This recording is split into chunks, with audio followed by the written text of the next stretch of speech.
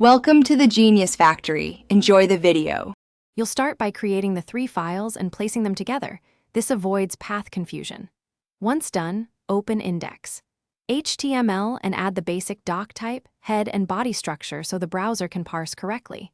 Then link your CSS in the head using link_rel equals stylisheet href equals styles. CSS.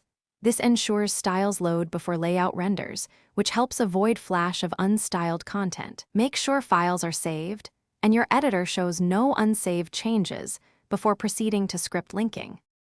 Now add the JavaScript link. Put script src equals script.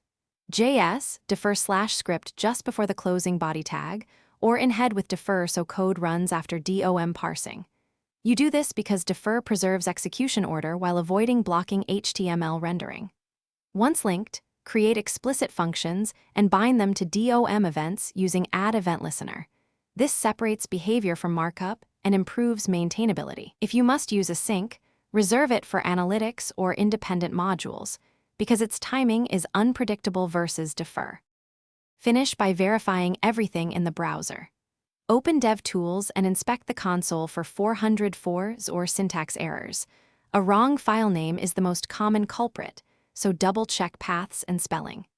If scripts run too early, wrap your code in a DOM content, loaded listener, or use defer to guarantee elements exist before manipulation. Also confirm selectors in your CSS and JS match the same class or ID names so style and behavior align.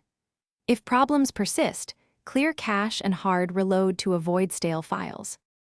Thanks for watching. If you found this helpful, don't forget to like and subscribe.